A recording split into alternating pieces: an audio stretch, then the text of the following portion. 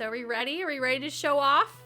Are we ready to show off our overlay? Are we ready to do this? Let's do it. Let's do it. Oh my gosh. Second. All right, guys. Let me go ahead and just... Okay, so I'm ready when you are ready. All right, I am too. We're going to do a countdown? Let's do a countdown. From 100. Oh, yeah. 99. 98. All right, ready? Ready? 3, 2, 2, 1. Ta-da! Ah, we can see everybody's faces. Oh my gosh. This is unreal. This is so fun. I'm like having like sensory overload. There's just so much to look at. There's multiples of me and you. Yeah, there's so much. There's a lot. Oh my gosh.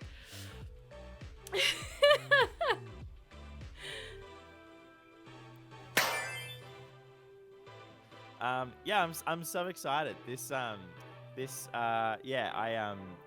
I finished mine up at about midnight last night. I know. I was about like 3 or 4 p.m. this afternoon. I was like tinkering with a bunch of other things and absolutely was just like beside myself. Ah, so much fun. Yeah, I'm very excited. This is Make a Bug. Be right back. It's pigtail time. Me. Pigtail time for Bri. Oh my goodness. I was good. I hit all of my rewards. So the hands. Yes.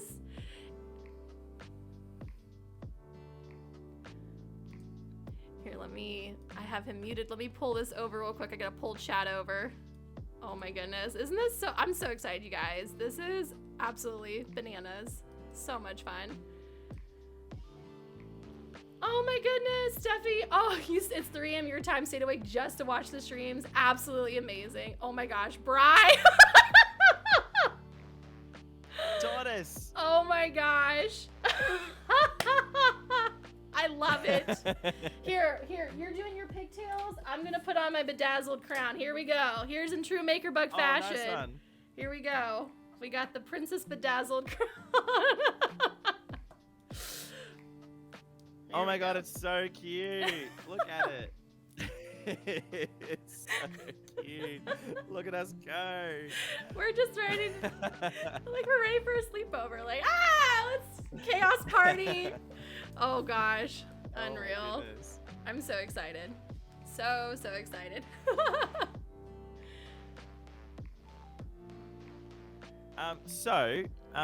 Make a Bug. Could you give us over here at the Brysoposaurus Central, just like a little intro into your kind of into you, but also your channel and your art style and that kind of thing? Yes, I would love to. So my whole motive with Maker Bug is I'm harnessing kind of my youth. We're this big kid energy. I'm all about bright colors, keeping things fun and playful.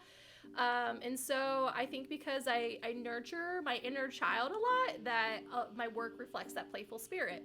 So as you can see behind me, there's just like a plethora of chaos and colorful fun. I made this sweatshirt. It's like my Doodlebug sweatshirt. Made the tiara that you're seeing. I do a lot of traditional art. Been redabbling back into some digital art. Yes, nice. It's been so much fun.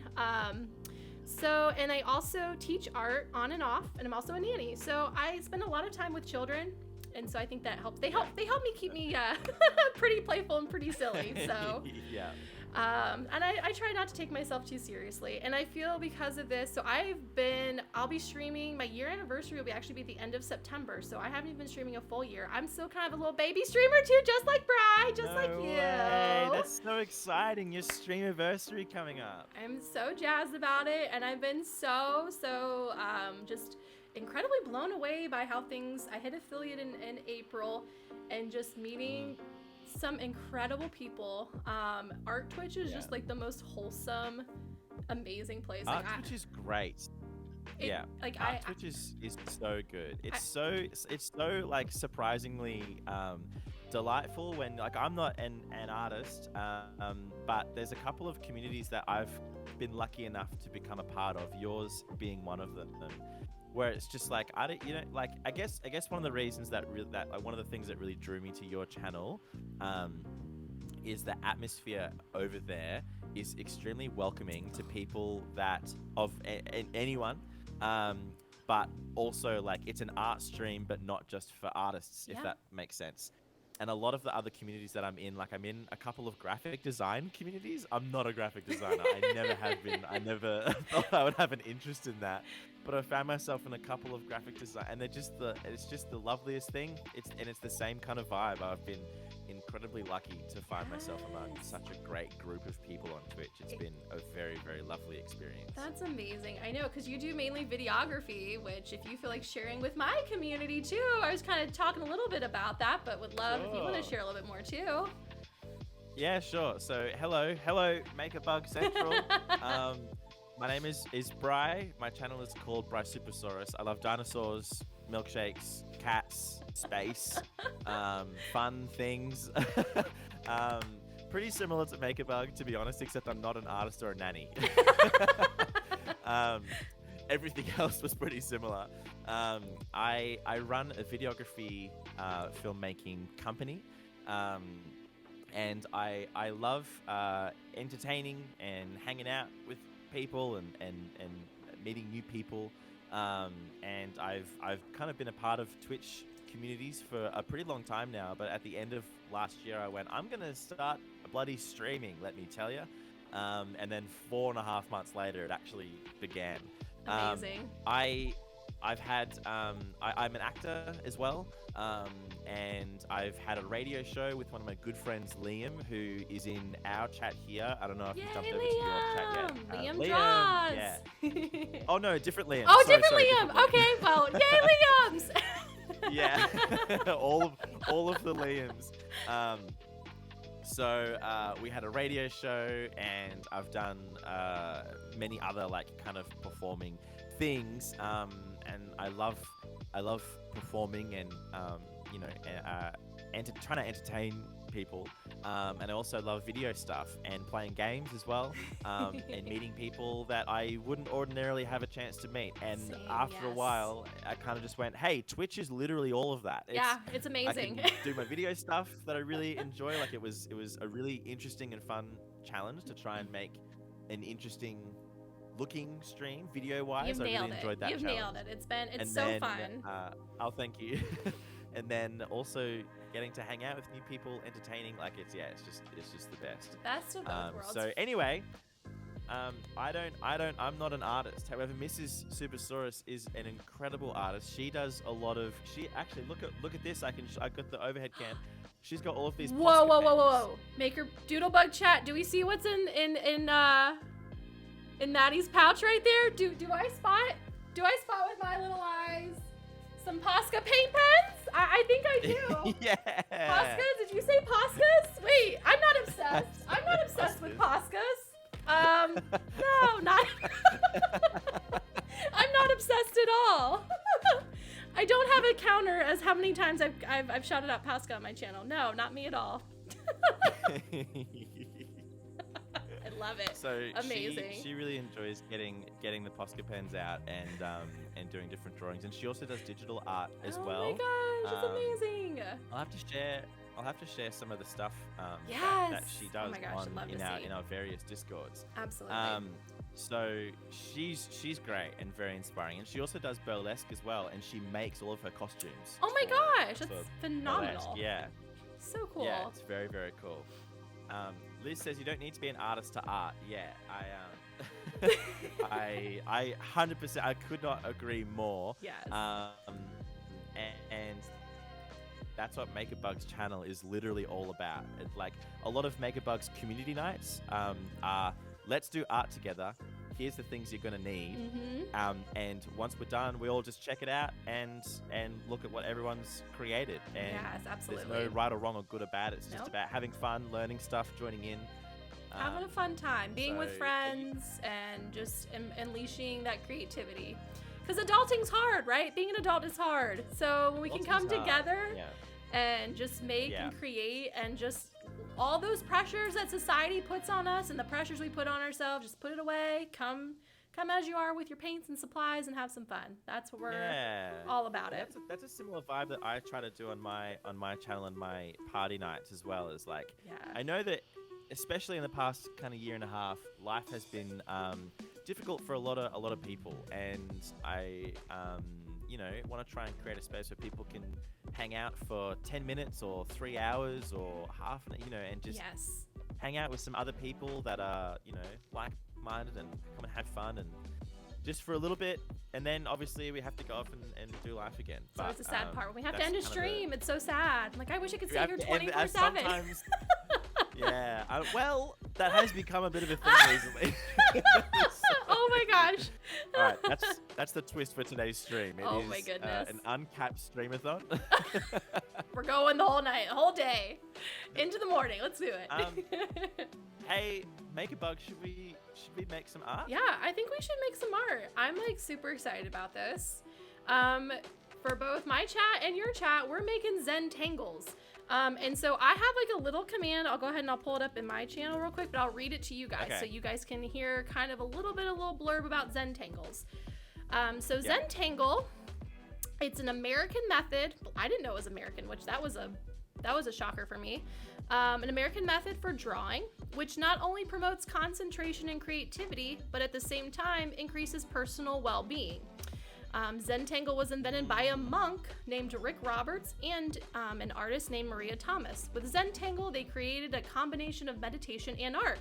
So that's where you get the Zen, the meditation part of it, coming to create, being mindful, present, and the tangles, which is actually the terminology they use for creating what we're going to be creating today. So, cool. Which I'm super excited about. Yeah, so, I just pulled up a little Google search of like an image search of Zentangles to kind of show off what it is we're going to be working on, which is very cool. Love it. So can you tell us quickly the things that we're potentially going to need? Yes. Just in case anyone has jumped in and missed that. Yes, so I have right now, so normally when you do the proper Zentangle is actually 9 centimeters by 9 centimeters, which is 3.5 inches by 3.5 inches. So they're really baby tiny. So for example, this is how tiny that they recommend doing a Zentangle. And so you're basically creating tiles that you could essentially put together to make a whole new image out of, which I think is really, really cool. So you just need some paper to do this, but I'm going to use a larger piece just for demonstration purposes. I have 6 by 6 inches, so. I'm also, what about A4 by A4? That works. That's totally fine. Okay? Yes, it's. Okay, good. We're not getting too critical about the dimensions. That's just a little bit, which I thought was interesting with the history with the Zentangles. But yeah. Yeah, that is interesting. Just use whatever paper that you have. I'm using mixed media, which just means that I can use paint on it if I wanted to, but any type of printer paper, cardstock, whatever you have lying around. Also, I'm using a variation of pens. So I have just a basic ballpoint pen. I also have a fine liner Sharpie. I have a thicker Sharpie, and I have our beloved Posca paint pen as well. So a couple different. I've got basically 4 pens. I've got this, and I've got a red one. Nice. Oh my gosh, yes. You know, I've got the whole spectrum. The whole here. shebang. I love it. I love it. And I also have this green pen as well, which I thought could be kind of cool. Oh, very cool. I think this is potentially better for what we want to do. Yeah, absolutely. And so the premise of this, mainly when you do your Zentangles, it's mainly you're focusing on the line work. So it's not so much about the coloring in aspect, which is kind of fun for an after. It's like you get like a 2-for-1 project with this. So you're drawing the outlines now as a project, and then later you can fill it in with color, which I think is super cool. So I think we're going to kind of demonstrate a little bit of both. I think that was the plan for tonight, how you could incorporate color into your Zentangle. So super cool. I'm seeing a lot of different. I'm just on the Google search here. Yes. There's a lot of them have got like a lot of curves, but then a bunch of them have also got straight lines as well. Absolutely. So would you recommend having a ruler potentially as well? Maybe You could absolutely do a ruler. And depending on how big of a piece of paper that you're using, so Bri, like you're using a larger piece of paper, so you could automatically use it. Or, again, we're not worrying about perfection. So if your line is a little crooked, it's not the end of the world. So if you have a ruler nearby, you can use a ruler. You can also use a straight edge. If you have an extra notebook or book around, you can use it as a straight edge too. Use your tools. Okay, good, because I actually don't have a ruler here. But I do have a chopping board. There you go. Yes. You can cook and draw at the same time. Yes.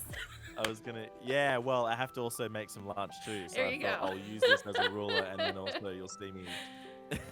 A cooking stream as well. I love it. So that's just I'm gonna be using a variety of just whips. Words are hard this evening. What time is it? I don't know. It's mixed time zones. Oh, goodness. And also I have a hodgepodge of colored pencils, markers, and some crayons nearby. So nothing fancy. Use what you have. I'm all about using your resources. Don't go out and buy anything that you may not need, but that's what I'm working with over here. Cool. So first things first, for those who have their supplies. And also too, if you don't feel comfortable committing with pen, I know some people get really nervous about like, oh gosh, like I'm afraid of messing up. And so as a reminder, the concept of this is we're focusing on the process of drawing and, being more conscious and aware of what we're doing versus, oh my gosh, I need to make a straight line. We're getting to free flow. We're just going for it. So first thing, when initially you were a couple of days ago when we were planning this, you were like, yeah, just a pen, like literally we can do Zentangles. It'll be like a pen and a bit of paper. My first thought was like, ooh, should I start with pencil? But then so I had a conflict between the stress of making a mistake, but then the other side of me was like, but I think I am at 11 o'clock in the morning, a little bit too lazy to do pencil then pen. Just go straight to the pen. 100%. I think when you can just go straight with it, it takes any of all that pressure out. So just have fun. And obviously, you know yourself, you know your limits. So if it's more comfortable using a pencil than going over later, then go for it. But it's a little bit more strenuous when you have to go back over it a second time. I feel like that's more stressful than actually being mindful and doing it.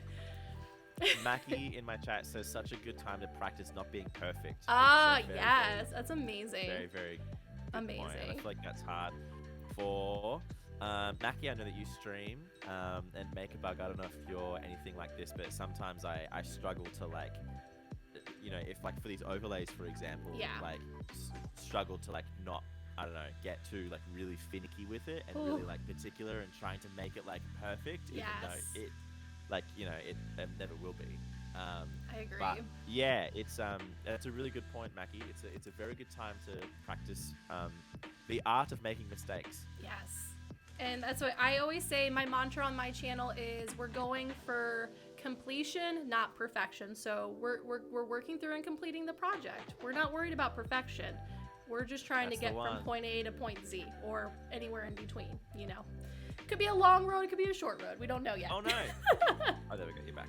Okay. Did you say point A to point Z? Yes. That's the whole alphabet. I know. Well, I said anywhere in between. If you guys stop off at N or P, I don't know, wherever. Yeah. So, Alrighty. Let's get it. Let's get to it. Let's do some art.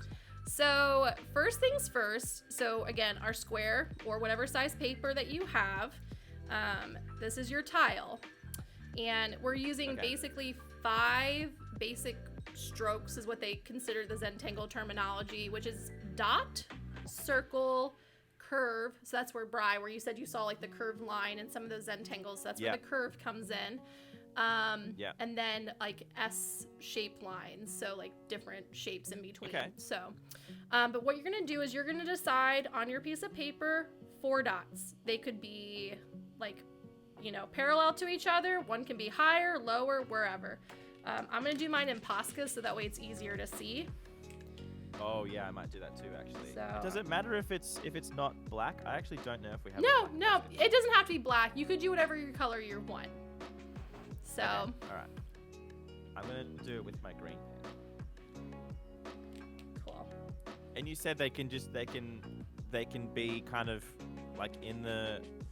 They don't have to make a square, right? They can they can kind of be kind of perpendicular. One can be higher, lower.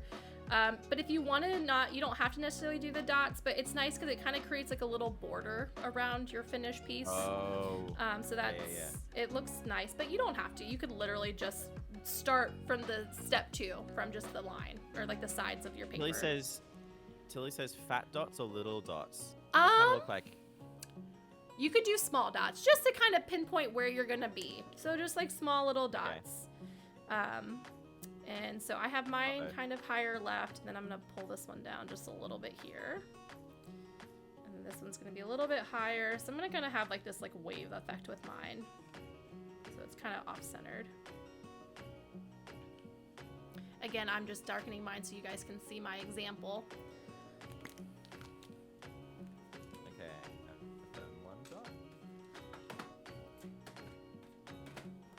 Oh, it doesn't have to be a square, right? I'm sorry if I've already asked that. Oh, sorry. Sorry, what was that? It doesn't have to be a square, right? I'm sorry if I've No, you're good. It doesn't have to be a square. So mine's kind of off-centered a little bit. You can do it higher or lower. It's just a point of reference. It's just a point of reference.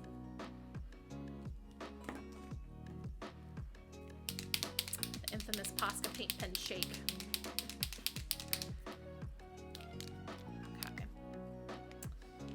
So once you have your 4 dots, you're going to connect them now. And this is where you get to be mindful and present and decide what you're gonna do.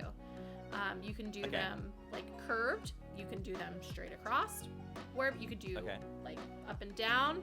But like I said, the official term with the Zentangles is the dot, circle, curve, line, S shape. So that's what kind of makes the Zentangle neat. So I'm doing mine kind of like a wave, like an S.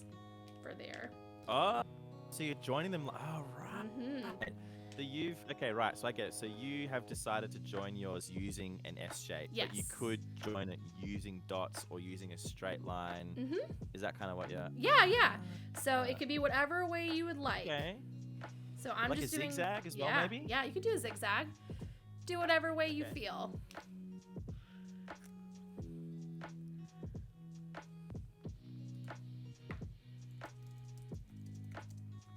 Okay.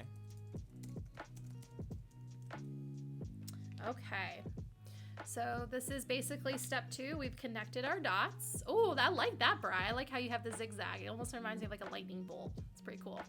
Yeah. A bit of Harry Potter action. Harry Potter? You're a wizard, Bri. Sorry. It's all good. Sorry, that was incredible. Sorry, that was incredible. I think we need to get a channel point redeem on your channel that is whichever character you think that was from Harry Potter. Oh, I have no idea. It could be Dumbledore. It could be I don't know. It's whoever you want it to be. Miscellaneous British wizard. Yes, I love it. Oh my goodness. So Harry funny. Potter. Harry Potter. That was really good. Oh my goodness. I'm not an actress. Sorry. Orangutan in my chat has said, does it have to be all the same type of line, or can one be straight and another one be curly? You could do whatever your heart's content. And that's the point too, is like, after I teach the basics of how to do that's the beauty of it. It's going to be a free-for-all because you literally can do it however you want it to do. This is just the basics. So whatever you feel called and drawn to do, literally what you feel drawn to do, please do. Yeah. Okay, cool. All right. Well, I might do like the same, like kind of one. I'll kind of follow along yours and interpret yours. Like you've done S-shaped lines and I've done zigzags, but I'll kind of follow along. Love it. Yeah, we can like build on it and kind of make it into mixed line style as we go. That'd be great. So now's the fun part. This is where we basically get to kind of create the little pockets within our Zentangle. So this is where you can utilize more of the S shapes. You could do dotted lines, diagonal lines, kind of, again, where you're gonna feel it. So I'm gonna split mine up into a couple larger quadrants and a couple smaller quadrants. So I'm gonna actually do it straight in the middle here. I'm gonna separate them into two, but then one here, and maybe one right here. So there are my quadrants right there.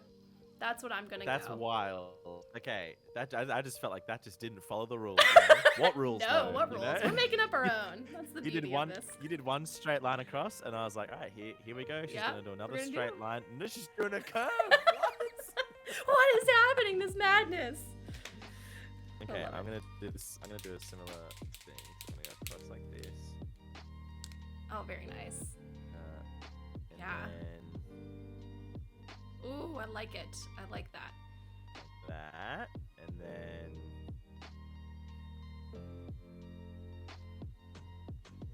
Oops! Oh no! It's okay. You don't have to connect it. It's okay. If it doesn't connect to the points, you're okay. Mine did not connect to the points over here, so you're fine. Don't worry. Oh, of course. Yeah, yeah. Good. Well, mine did connect, and it just has a tiny little section down here. That's fine, because when we go in to fill in our patterns, which will be the next in the process, the part that we'll spend the most time on playing around with, you can, adjust it as you see fit. So it all works out. Cool. Perfect. So, all right, I'll stop freaking out if I make a tiny mistake. No, you're good. What we I know. Talking about 1 minute ago. This is why it's so therapeutic, because again, our brain is like, we have been taught, which is so funny. As a child, you're taught to like be creative, do whatever you want. And then there's this point in time where you become an adult in your, later adolescence, where it's like, okay, you gotta follow the rules, you gotta do this, this, and this. And so this is so great to like rework that perfectionism and attention to detail that we're so used to doing. So being able to come to art and just like be mindful, throw on some music, whatever, to be in a present state of mind, you kind of go for it. So I love it. Okay, so next step, I'm actually going to, so I did my outline in a darker pen, so I'm actually going to go to a smaller size pen to really be able to focus in on the detail.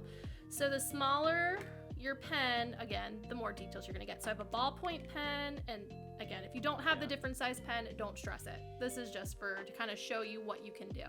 Use what you have. Okay, cool. What if I use a different color pen? Do it. Go for it. That'll be magical. I 110% recommend doing multiple colors. It's gonna be so pretty. Okay, cool. So yeah, you're basically now we're going to be decorating with different lines and shapes. And ideally too, if you wanted to, before you started filling in with our details, you could color block. Like you could choose one, you could place your color down now if you wanted to, or wait till the end. So this is great for those who are planning on using color. If you want to start mapping out like, all right, like maybe I want to do this like green or this orange. Right. You could place your color down now. Don't use crayon unless you're using a ballpoint pen, because markers will not go over top of crayon. So marker would be the best if you're gonna plan on going over top of your color. So yeah. I've got 4 colors mapped out. Oh, I love it. Love it. Okay, so there are technically 3 type of methods that you could kind of work into doing these Zentangles. The first one is pattern and pattern, which I just explained. We're taking a quadrant, and then we're just gonna place a pattern in there. It could be lines, shapes, whatever you see fit will be in that. That's like the pattern and pattern method. There's also something called the merge method, where you basically do like 2 types of patterns that like merge together. So I think that works better if you don't have the lines, but you could somehow still interconnect, where like say this is like circles and lines, and somehow they like mesh together, Yeah, some of the examples I saw kind of had that. It was like a bunch of straight lines with circles like in there as well, and it somehow made sense. Oh my gosh. Steffi Ann in my chat said that she loves your colors, Bri. She loves the colors that you chose Oh, for yours. I appreciate it. Thank you. Yeah, this is all props to Mrs. S for buying Posca pens for her. This is a thing that I tend to do, is that she'll go, hey, I've bought this art pad and some Posca pens for me to do art, and I've gone, great. Great, this is awesome. I'm all about this. Yeah, and then she's like, "Hey, I really want to get an iPad so that I can do digital art." And then I've gone, "Cool, I'm gonna use it every single day to tweet things on my stream." It's a win-win. It literally is a win-win. Oh my goodness. Bit sneaky. So sneaky. So yeah, we have the pattern and pattern method, the merge method, and the final one is called the adhesion method, which basically is a seamless pattern. So maybe you choose to do one specific pattern for your whole thing, and somehow you intertwine it differently into it. So maybe it's going one direction and then it changes direction, but it's the one specific pattern that you use. Okay, cool. So yeah, so I'm gonna show you a couple different ways to do things in each of these, and then you kind of can just have fun and play around and do what you see fit. This is all up to your interpretation, so we're just making shapes, patterns, texture, and filling it in. Making our own little coloring page, per se. Steph in my chat says that they use this design on the custom stuff that they make for themselves and their friends, which is really cool. Oh, that is so neat. Steph, if you feel like sharing some of that stuff that you've made, we'd love to see it in the various Discords. I should have made an art dump Discord channel. Oh my gosh, yeah. Well, in response to my community too, or if even too, if anyone wants to share who's working on it here in the Doodlebug crew, if you guys are working on it, feel free to drop it in the Discord at the end. I can probably share it somehow for your channel to see too. We can kind of maybe. Yeah. We've got a thread in our Discord called What You're Working On. Oh, and so I love I think it. If people want to share theirs, because that's what we're working on today, we can put it in there. And that channel's just for anything that people are working on, just in general as well, like art and projects and computer stuff and So, which one are you going to start with? Which quadrant are you going to start with? So I'm going to start up here at the top, my top part here. Okay. Which is kind of funny because my pattern kind of gives me leaf vibes, which is very fall here in the States. Yeah, because we're approaching, it does. Yeah, true. Approaching fall. So I'm going to be thinking about, for me personally, I'm going to be thinking of the textures and the sights of fall, in my own opinion. So which can translate to different shapes and patterns, for yourself. So like, okay. And I think it's cool with lines. So like a sharp line kind of feels very like energetic. Like Bri, your piece is giving like high energy vibes, and then like the waves is very like calming. Think of like the ocean, you have like the waves, very like tranquil. So I'm gonna go in here, and so first up is our basic dots. So when you do lots of little small dots side by side, that's called stippling. That's the fancy term. It's stippling. S-T-I-P-P-L-I-N-G, stippling. So I'm going to fill just part of this quadrant over here with lots of little dots. And I'm going to do the same. It's all about the repetition. So imagine yourself, if there was nothing on except for music, or maybe you were just like meditating, imagine how calming this repetition of just putting dots on a paper would be. And that's the beauty of these Zentangles, is it's just lots of little dots. The closer that you get them together, the more compact they're gonna be. And it's gonna give this illusion that it's kind of shaded. And you're like filling it in. And this is actually a technique that I use. So are you kind of spreading them out a little bit as you get further out of the corner? So my plan is to do the stippling all around the outside and leave it kind of sparse in the inside for these dots. And again, don't worry about perfection. And again, this is going to be easier if you have like an ink pen. So I'm using a Sharpie right now, just like a basic fine point Sharpie. So I can get through this quicker because it's like just one and done, just goes down pretty quickly. But again, when we're being mindful, this would be really great to just like, you could take it slow and steady, you could put a thought to a dot, if you got a lot of stress in your life. True. Just think about placing those dots down, getting any anxiety out of your body. I like how before you said, imagine if we were doing this and it was relaxing, as though like, imagine you didn't have these two internet people cackling and yelling occasionally. Yes. A random party popper going off in the background, no big deal. Yeah, exactly, yeah. Mrs. S in the chat. Hello, Mrs. S. So someone from my chat said that they don't have markers, which is a-okay. If you don't have markers, use what you have. You can use a basic fine point pen, and you could really just take that pen and then focus on making larger dots and going from that.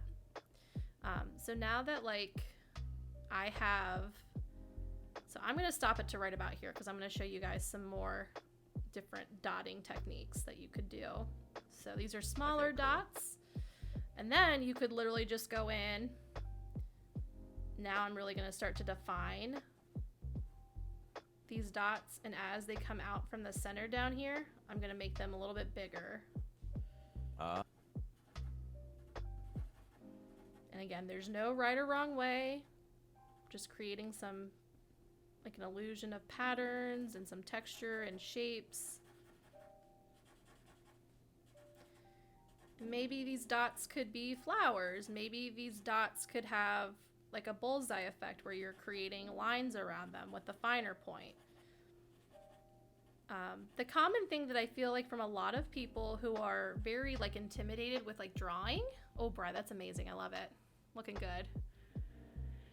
That get a little bit of intimidated by drawing is they're like, well, proportion. I don't know how to make. I don't know how to draw something. Well, go back to the basics. Everything is composed of a shape. So when you're breaking things down, so your eye will start to look at things and be like, oh, that shape corresponds with this or that. And then it makes it easier when you start to doodle or do something like a Zentangle.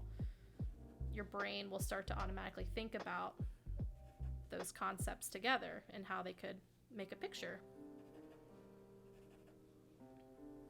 I accidentally pushed down on the Posca and a big blob of paint came out. And you know what? You know what? It's okay. I meant to. I'm embracing it. Yes, embrace the chaos. Embrace the mess.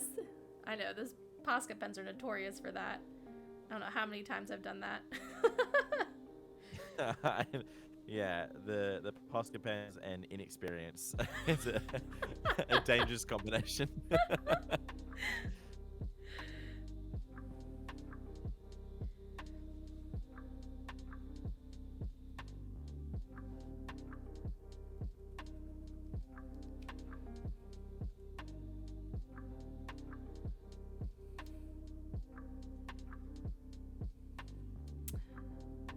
Mrs. S says, never push down on the thing you're working on. Good lesson to learn.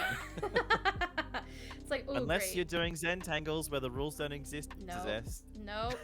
Doesn't matter. And that's what's like really interesting with teaching this, because normally, like if I were doing this by myself, like I would just be in a flow state, right? Like it'd be hard to articulate because it would just be what in that moment I would feel like kind of pushed and like moved in that direction to do. Yeah. And so that's what's cool. If you do them smaller, and going forward, you could go through them quickly. And then you can put them together and make, like I said, the tiles forming together to make different patterns together, which are fun. Okay. It's kind of nice to just like do some shapes and then just kind of go like, okay, I'm gonna just do another one over here. You know, like I feel like with a lot of my creative projects, whether that be like filmmaking, videography stuff, or if it's like creating an animation on the channel, for example, like one of the Larry animations, I know what it's going to be like from the start. Like I know that like the latest one that I did, for example, was one for one of our mods, Tofu, and it was Larry kind of bouncing out, and then these two hype squawk emotes come up, which is her favorite emote. Oh my gosh, that's so funny. And then it has a little sash that goes on the thing, and then this is it. And here, you probably can't see it, MakerBug, but on my channel, it's displaying. And I was like, okay, Larry's gonna come out, the bird's gonna come up, the best mod sachets are gonna go over the birds, and it's gonna go down, then he'll bounce out. So it was like a script, like I knew what it was gonna be from the start to the end. Amazing. And it's really like interesting to do a different process where I'm like, I'm just putting the pen down, and then that's it. I've done it. It's like you're editing the movie and writing it at the same time. You know, with the best kind of parallel I can draw to like the stuff that I normally do. And I think there's something to be It's said. like improv art. Yes, it is. It's very abstract. It's very different. And that's where, for me, I feel like with my channel, the reason why I dabble in so many different creative projects and get the whole non-niche creative is because I truly believe that our creativity, just like our, you know, our muscles and that gets our legs and our arms moving, our bodies going, you know, your creativity, your brain's a muscle. So the more that you can challenge yourself to think outside the box and do different things outside of your comfort zone, the more that you're growing and adapting your brain. So that's why I've dabbled in fiber arts. Yeah. Oh my gosh, miniatures. Can you explain fiber arts? I'd never heard of that term before well, I found your channel. I think I actually asked in your chat. I was like, you guys were chatting about fiber art for like half an hour, and I'm just in the chat like, this is great. I'm playing along, and then after a while, I had to be like, all right, I have to admit something to you guys. I have no idea what fiber art means. No, so it's it's really cool. It's more of like those, like, it's deemed in those who like do like crochet or knitting or sewing. Yeah. But then I use that terminology because I do a lot of like crafting, like actually making art out of fabric and fiber. So like my sweatshirt I'm wearing, like I made these puffy ladybug patches and bedazzled it and painted on it. So, and I've done other things like embroidery hoops, but I've used paint and embellishments, and I've done all sorts of things like that. So it's kind of whatever you make it, but mainly those who crochet and make super cool, like, soft sculptures. Like you get those, like the plushies that are like crocheted or knitted and things like that. It's pretty cool. Also, Steffi in my chat says, Bri, your dots are giving me confetti vibes. And I was like, yes, confetti vibes. Yeah, it's true. It is a little bit. Hey, yeah. I'll have to take after we've finished, I'll have to take a proper photo on Mrs. S's phone and upload it so we can see the detail, because I'm sure it's not all coming across in the Discord call. So where my edges are, where my line is, I'm actually going... Whoa! Something just happened. What just happened? Oh, no. Oh, Steven, a little quesadilla just gifted. Mrs. Superstore gifted Maddie a sub to our channel. A little quesadilla. Woo! Yay! Thank you, little quesadilla. Aww. Appreciate it.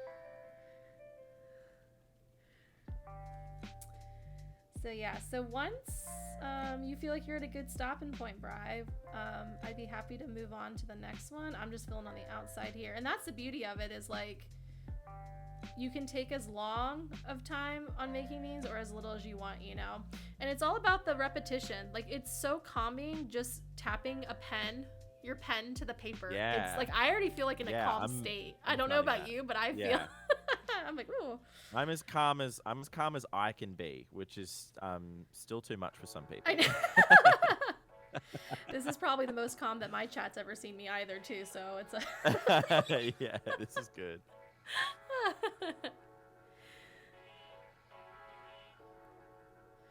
Okay. So this kind of embodies the dots, so they can be larger. You could even do, so now I'm gonna go, this is gonna blow your mind now. I'm gonna take my very, very small fine tip pen and I'll pull it up, but I'm gonna go in and make some circular dots inside of what I've already created. Just making like O's in between here. Oh, like with like a space, like with space in between them. I guess. Let's see here. I wonder how close it'll let me get without it losing resolution. Yeah, that's cool. So it's and that's honestly, this is taking me back to when I went to college for graphic art way back when. It feels like a distant memory now. One of my illustration design classes I took, one of the things that we were learning was we kind of made Zentangles, but my instructor at the time had a couple images of this like portrait of a girl. It was very abstract, but our project was to take different, what we're doing now, shapes and lines, and really do one that was very harsh contrast, so like very like black contrast versus the white, so figuring how that would look. And basically what it was teaching us in advertising is like how contrast and shading and light can really affect us as people, what catches our eye.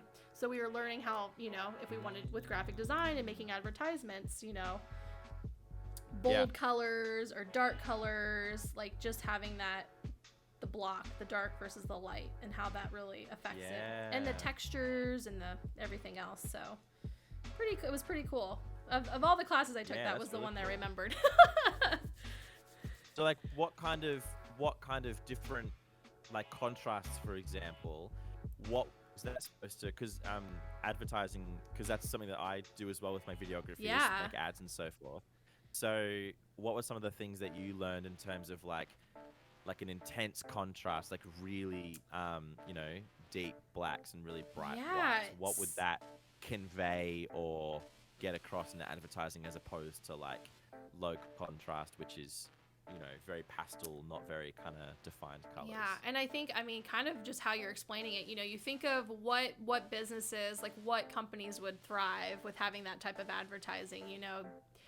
I feel like when you think of like financing or anything that revolves around money or like fast paced, go, you need something that's bold like and business. Brash and like really structured. Yeah. And then you have some maybe like a mom and pop shop, you know, they're just anybody that comes in, they're happy, just something simple. We got the Comic Sans in there, you know, they don't care.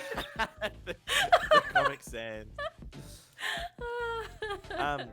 I wonder if also just like the world having like, I wonder if the time that we're in, not necessarily now, I mean, just at, you know, whatever time, has an influence on the kind of advertising as well. Because you look at advertising and just art in general from, I mean, maybe not art in general, but art in advertising certainly from like 30 years ago and 20 years ago and 10 years ago.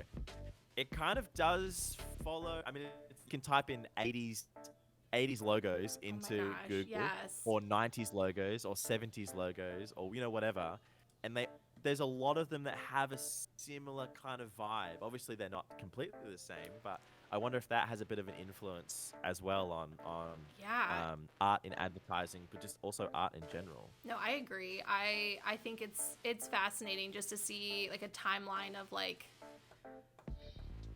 yeah, just like what you said, like seeing over how time has passed and how we like view things. Like now when we think like back in the day, you know, like 80s graphics were so hip and in, and now it's nostalgic, it's retro, you know, like seeing that it doesn't elicit new feelings. Like we're constantly evolving and like, you know, growing what this newness looks like, I think, with design. And you know, you think it's quite cool, like coming across, because I've kind of been, as I said before, lucky enough to be a part of a bunch of different graphic design and artist communities, which is something that I've not really had much experience to before. But it's been really cool because seeing like all of the different influences in that art, if that makes sense. Yeah, it's very cool. And the other thing too I was thinking about is, you know, before computers and before you know, anything that's been digitalized, everything traditional art thrived. You had everybody that was hand illustrating advertisements, and now that's so obsolete. Nobody hand illustrates, you know, or typography. Nobody's hand lettering their ads anymore. Everything's, you know, based on the computer. So even like there's a really a great streamer who a lot of people in my chat will recognize. Elliot is a cool guy, and there's a bunch of other streamers as well that are in his Type House community, and he does a challenge once a week where he sets a graphic design challenge, and everyone in the chat can play along and do their own version of whatever the challenge is and then submit. And seeing all the different kinds of art and all the different influences, like there's some that look really modern, some that look really old school or nostalgic, or some that have like particular textures to them. It's so cool seeing all of the different I don't know, the different influences, I guess, in everybody's style of art. It's really, really cool. It's amazing. And that's why I think the beauty of Twitch and just the beauty of like social media these days, like I can just literally pull up on my phone or my computer and I can find and discover somebody doing something completely different, or, you know, the amount of hobbies that I now have that I'm like, oh, I want to try this and this. That's right. Yeah. I know, like Mrs. S often, like on a Friday, will come out and see me on my computer with Photoshop open at like 11 o'clock in the morning. She's like, what are you doing? I'm like, I'm doing Design Chef with Elliot. Leave me be. I'm working. I'm creating. Um, the thing I was gonna say before as well, about how you were saying that there's not really many people that do like actual, like typography and so forth in advertising. When I was getting this is maybe like 3 or 4 years ago now, but when I was getting the logo made for my videography business, the company, the graphic design company that I got in contact with, gave me like they gave me 5 different examples of directions they could go in, and one of them was a very classic like ice cream van style, like kind of typography writing, and they were like, the way that we would do it if you want this version of your logo is we have a person who is an actual sign writer, and he'll write it actual paint on like a piece of metal or something. That's phenomenal. And then we'll take a photo of it and scan that in and make a digital version of it. So it wasn't just like a font. It was like somebody actually doing it and then a photo of it, which I thought was really cool. I didn't end up going for that because I liked one of the other ones better. But it was I was like, that is so cool. Oh, and MakerBug, you really like this as well. One of the other ones that we're gonna do is because gaffer tape is so often used in my industry and a lot of industries, but it's like the main bit of gear to have as a videographer or a filmmaker is gaffer tape. One of their other designs was to write the logo in gaffer tape, and they were actually going to do it with real gaffer tape, then take a photo of that and then scan it in. Oh my gosh, that would be so cool. Creative. Yes, I want to see it when that happens. Someone in my chat, Orangutan, has asked, what pattern can I use in replacement of the dots? Say it one more time. What pattern can they use in replacement of the dots? So instead of doing dots, what could they do? So that's perfect. I'll go ahead, Bri, while you're finishing up, I'm going to go ahead and move on to my next quadrant and kind of explain. So after our dots, we kind of have like the dots and the circles. Next, we can just utilize our lines. So I'm going to start with my bold line and slowly fill it in. So now I really kind of, I have a very like, from where I've done the stippling, it's very dark and light, so I'm gonna kind of focus more on this. It's kind of highly contrasted, so I want this one to be light. So let's actually do my thin point. So I'm actually gonna have fun. I'm gonna follow my line now. So now I'm focusing on curves. Okay, cool. So I'm just gonna follow what I've done. And now the closer that you get your lines, the darker that it's going to look. The more spaced out you're going to have, it's going to create that illusion of more light in between. Yeah. That's really cool. So there you go, Orangutan. You can use the lines that you've already got within your pattern to actually create contrast just by drawing them closer or further apart, which is cool. And then there's also someone else in the chat, Steph, who says they're using a calligraphy pen with a fine tip, which I imagine would be pretty useful for this kind of art as well, because you can get like really fine detail or like flatten it out as well. You can do with the calligraphy pen. You could do so much, and I mean, there's so many different things that you could do going into it. And again, I'm doing based upon like the quote unquote Zentangle, which is very basic shapes, but once you've kind of mastered doing the basics, then you can have fun. You could focus on doing more symmetrical patterns where everything kind of correlates with one another in this intricate symmetrical way. You could incorporate more shapes and actual symbols. So maybe you have flowers, or maybe you make up your own shapes. I don't know, whatever you feel literally called to do. Let's see here. I think someone in my chat. Color here. Oh yeah, what did someone in your chat say? They said, Stephanie Ann said, what I love about art is that one piece will never be 100% identical to the first. And I think that's great. And I think that represents really your growth as you're learning and evolving in your art. We all started out somewhere. We all started somewhere. And the more that you practice. Totally, and let yourself have fun. Even like if it's everyone doing the same thing, everyone's is still going to be different because it's their version of the thing, right? Yeah, which is super cool. So cool that's like. That's just kind of what's so cool about, I don't know, creativity and doing something creative in general. Is even if you're like, for example, one of my good friends and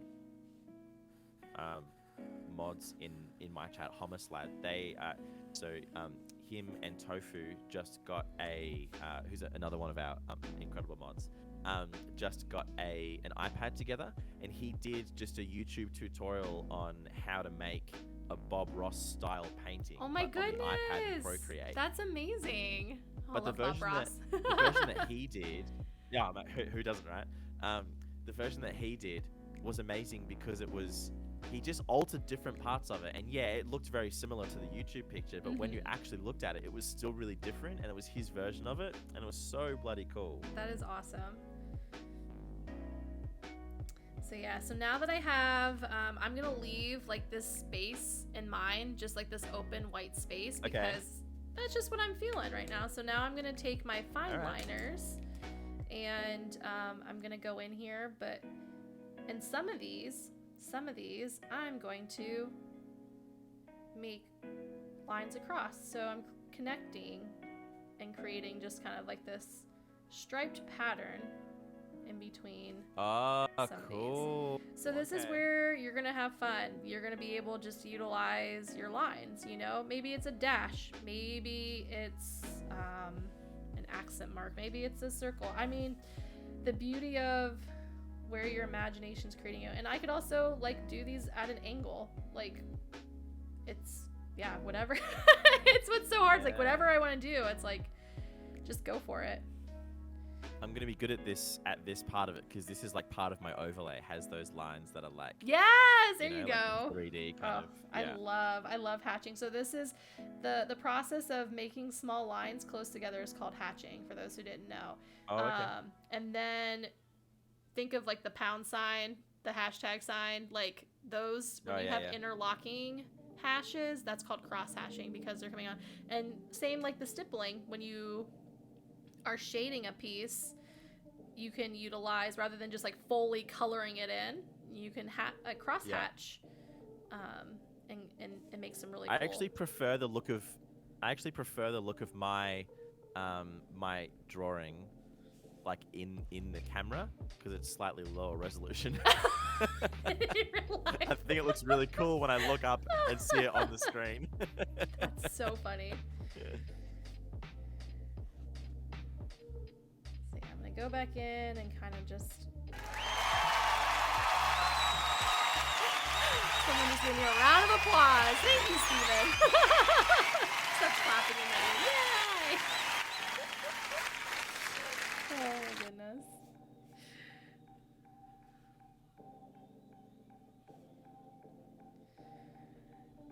Alright.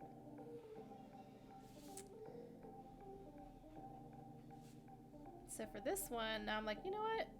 I just want to go over top of it. It was perfect. Now I'm just like, whatever. Kind of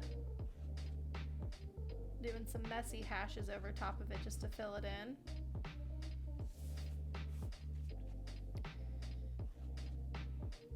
And then this one, I'm going to utilize some dashes, which is another great technique. You're drawing a line, but you're leaving a space in between. Cool. My big blob of paint before, from when I pushed it on the pen too much, is still there. I'm scared that I'm gonna smudge it. Oh no! I'm just gonna have to delete. It's gonna be you know how when you go to a gallery and you get to you like have the chance to have a really close look at the art, and you can see the texture and the brush strokes. Yeah. That'll be like this. Yeah, you're just gonna have look this at mine one and go, central. wow, yeah, it's look at the texture. Wow. He meant to do that. He meant to do that. I wonder what it means. In years, art classes will be trying to interpret the meaning of the blob. Oh my gosh. Well, so speaking of which is so, and this could be a whole nother opening up a can of worms about just art being so subjective. You know, I can't remember the name of the actual artist. And it was like this gimmick, but it was it art? I don't know if you guys saw that banana. It was a couple years ago? Someone just put a banana with duct tape, and it went for like hundreds of millions of dollars at this gallery. Yeah. And we're like, what? It's so interesting. The concept of oh, Tilly says it was Banksy. Yeah, that sounds. Oh, was it Banksy? Okay, I wasn't sure if it was him or if it was somebody else. Orangutan says, I'm improvise in my own style. I love that. That's Do kind of it. the whole Yeah, thing, right? that That's is. the whole, yeah. Please. And like I said, this is your piece of art, and this is the way that you're unwinding for the morning or whatever, wherever you're at in the world. So use. It's so interesting, that abstract thing that you were just chatting about, because and again, I'm not an artist, and I've never studied art or anything. But that kind of thing of like, I looked up a video actually that was explaining what abstract art is, and it had this really interesting thing about this piece of art, which is apparently quite a famous piece of abstract art, and it was these two clocks on a wall next to each other, slowly going out of. They started in time, and they slowly went out of time to each other, and there was this whole thing because it was this amazing piece of art, and everyone was like two clocks on a wall and one slightly out of time. D&D Comic in my chat says Italian artist Maurizio Catalean sold the banana duct tape to a wall. Right, okay, so it was, that sounded fancy. I knew it was somebody with a fancy name, because they were like, is this a gimmick? Is this for real life? Like, what is happening? Yeah. Hey, Ingmo, how you going? How's the art going? Check it out. Makerbug's teaching us Zentangle. Yes. It's very cool. We have some people in my chat really hopping fun in and seeing. and relaxing. We had Awesome Possum Art saying they've been lurking and spending time with their kiddo, but they are loving what's been being created. And everyone's saying Awesome it's super Possum. cool. Yeah, the abstract thing was really interesting, because when I watched this video about the clocks on the wall, initially I was like, yeah, it's two clocks on a wall. What's the big deal? And then I heard that in the video, it was like the artist said that the clocks on the wall was supposed to represent two people that were in a relationship of any kind, and they were on the same page and really together. And then as time went on, they grew apart. And I was like, that is so interesting. And yeah, it is just two clocks on a wall. But that person had that idea with that meaning, and they gave it that meaning, and that was it. And it doesn't matter if you know, it was very cool. You know, I think abstract art is one of those things where it's like, you don't have to like get it or know what the message is, but someone else came up with this idea and they did it, and I think that's cool enough, in my opinion, for something to be appreciated 100%. As a piece of art, if that makes sense. Oh, absolutely, yeah. And that's where you get people that are like, well, art's dumb, I don't get it. How like, yeah, two clocks on a wall, that's supposed to represent this. But it is. It's supposed to. Art is supposed to make you feel something, and it's supposed to make you think. And if it's done that, then it's done its job. You know, the artist, their intention was to startle you or make you feel uncomfortable, or maybe make you elicit feelings of joy, happiness, sorrow, whatever it may be. If they've done that and they get you talking about it, the artist has done their job. And that's what's really kind of cool. the whole thing, right? Yeah. Someone in my chat, D&D Comic, says Banksy sold a painting immediately after the auction, pressed a button that shredded the painting. Yes! Have you seen that video? I have. Absolutely unreal. It gets stuck halfway through. It's so good. I love what Banksy does, because even though Banksy does a lot of things that seem to be, and this may be the wrong terminology, and I may have the wrong idea of it, so anyone in the chat or you, Makerbug, correct me if I'm wrong, but he seems to do a lot of things that are almost like anti-art. Very rebellious. Like taking what art is as a concept and kind of flipping it on its head. But even that's like really cool. And it's just that thing of like, someone else had this idea for a thing and did it, and whether they want to call it art or not, it's just cool to appreciate someone else doing an interesting thing. Like myself and Mrs. S, we went down to Tasmania a couple of months ago. Oh, cool. And there's quite a famous museum down there called Mona, and it's a pretty relatively famous museum in Australia. And it has a lot of art that like pushes the boundaries, and it's like some of it's very abstract, some of it's very I don't know, it's very out there is probably the best way to describe it. And it was really cool because like I'm walking around this museum, and like I said before, I don't know much about art or the theory of it, but I'm walking around and it's like, I don't get any of it, but it was so cool to look at a piece of work on a wall or in a room and just like appreciate that someone had the idea for this and came up with it and did it and then put it on display somewhere. Absolutely. And it's like, I don't even have to like it, but I like the fact that I'm seeing inside someone's mind for a little bit, which I think is one of the coolest things about art. I know. The human experience, it's really fascinating. And that's where, I mean, I feel like I've seen it on my channel because I focus mainly on art, but how beautiful and incredible it is. Community and art really go hand in hand, and that's what, like, the beauty of you know, having those spaces to go and see art. You know, museums are so vital to communities. And we just had hey, Dino Kitty just brought up a great point in my chat, and how sad, I don't know how it is in Australia, but a lot of here in the States and elsewhere, you know, the defunding of the arts. You know, if there's not funding in education, a lot of the art programs go, and it's really, you know, it's sad. I think about art when I was in school. I mean, I was in music too. I played the cello for a little bit, nice. And then just having art in general as that safe place for me to grow. And, you know, I really, public schooling, you know, I had a lot to thank with having that space to do that, you know, and worry about those going forward. But that's where I think it's so important, you know, if you can get involved in your community somehow, or just, you know, what you're learning now from those in both of our chats, you know, share it with somebody else and have that trickle down effect. Like, hey, I learned this. Maybe you can pass this on to somebody else, or,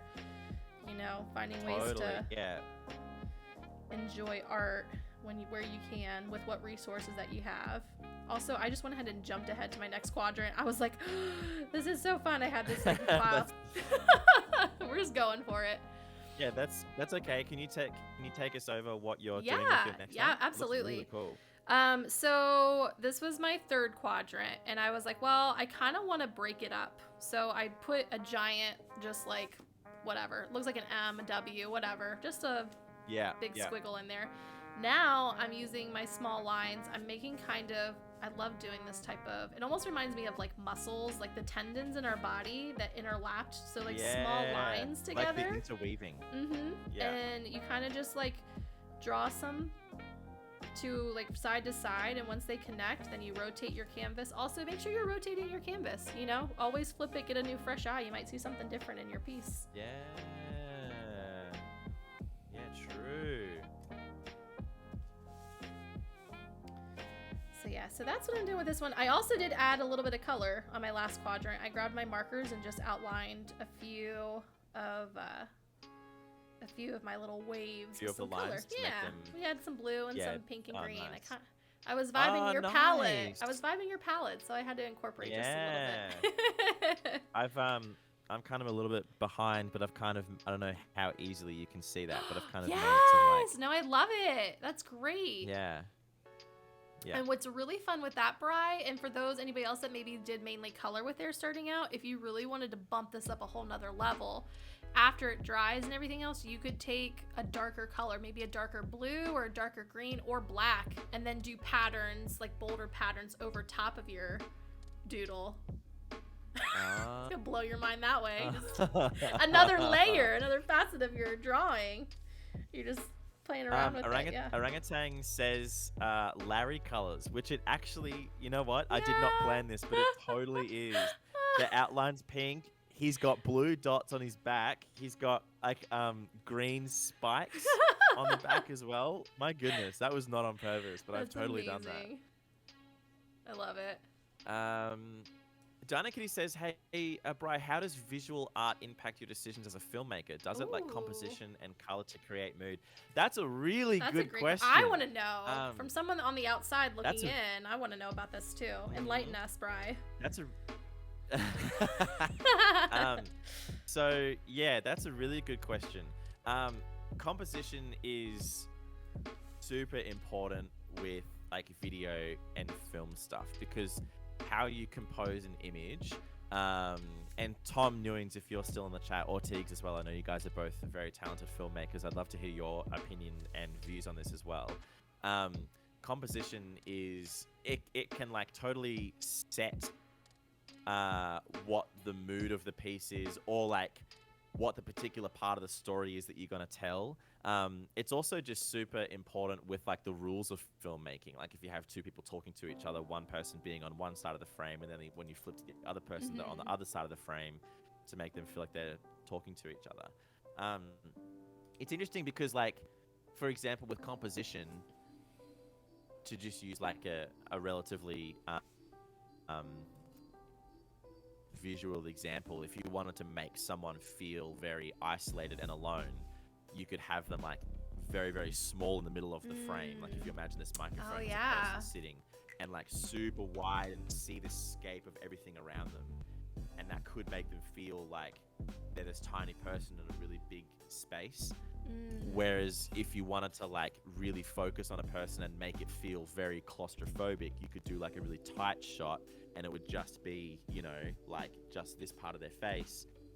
Yeah. And seeing almost like what's going on in their mind through their eyes can be very like claustrophobic. Oh, yeah. So just like choosing the composition can affect what kind of emotion or mood you want to elicit in the audience. I don't know if you've seen what's that movie that Adam Sandler was in about he's an not an art dealer, he's like a gold gosh, I'm so bad with movies. a jewelry dealer. I'm so bad with movies, I have no idea. If anyone in the chat knows the name of that movie, yeah, somebody knows in chat, let us know. The name of the movie. But it's the whole movie has this feeling of anxiety. Oh gosh.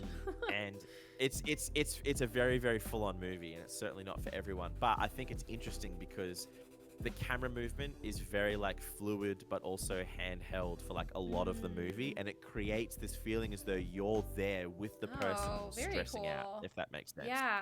Which is like, you come out of the movie, like I finished watching the movie and I was like, Ah! I need to do shit. I need to go places. I need to be quick. Yes. You know?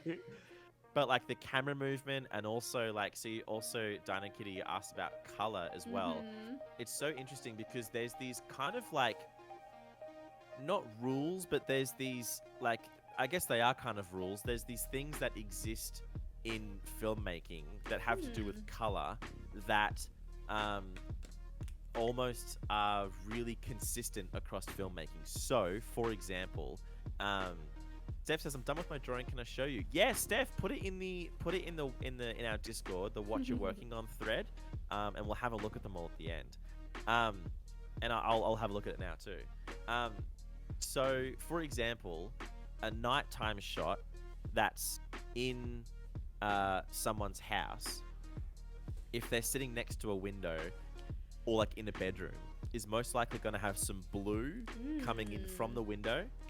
It's most likely going to be really warm within the bedroom, and it'll probably have a lamp that'll have a really yellowy golden kind of globe in it. And the reason why is because the outside at nighttime tends to look a little bit blue, even though it's not at all. Oh my gosh.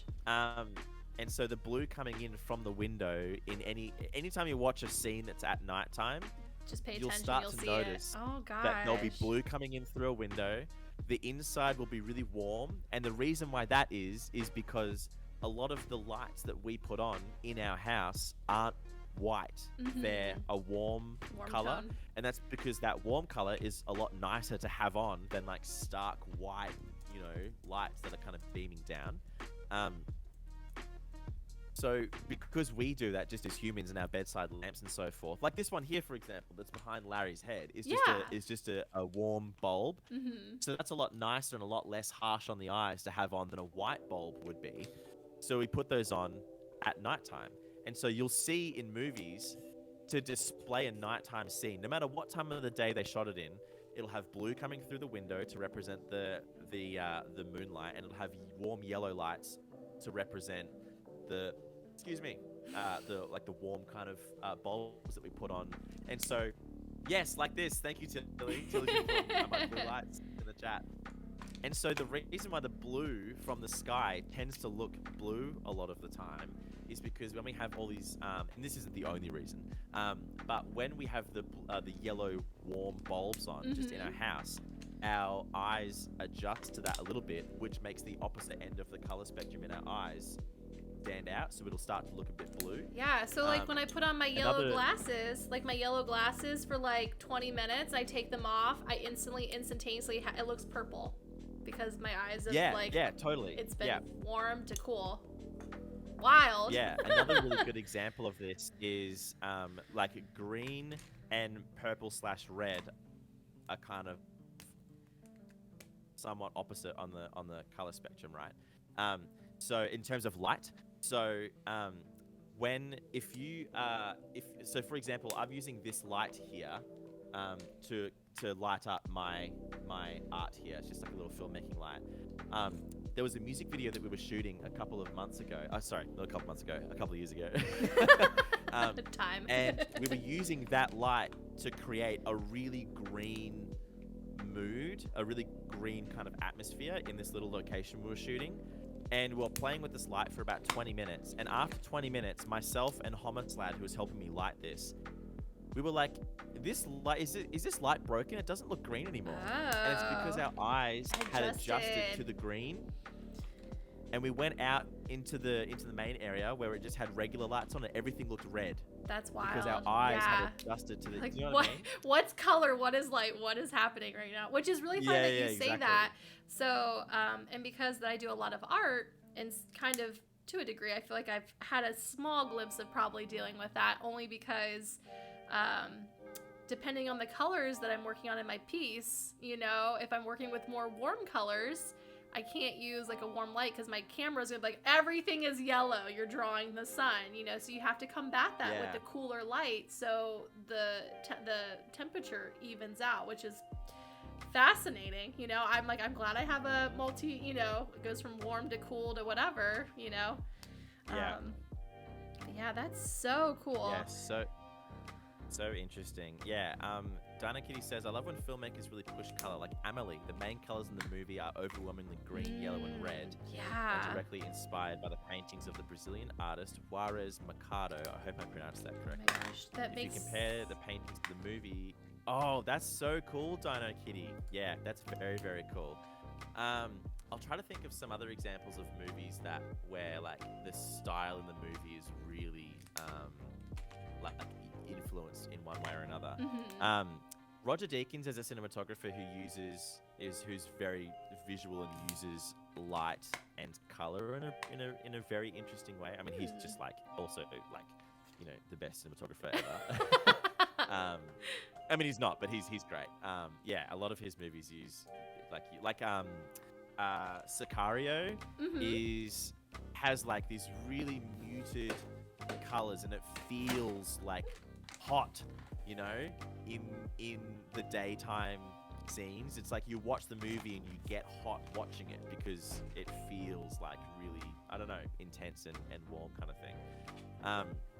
It's interesting though, because sometimes in some movies they'll push the stereotype that has existed forever like really far, and it sometimes works and it sometimes doesn't. So for example, like, I don't know, a lot of people have probably seen that meme of like how Mexico looks in real life and how Mexico looks in movies. And in real life, it's like vibrant and colorful and really beautiful, and the ocean and the colors of like the markets and like the different rooftops. And in the movies, it's just all yellow. Yeah, yellow. You know what I mean?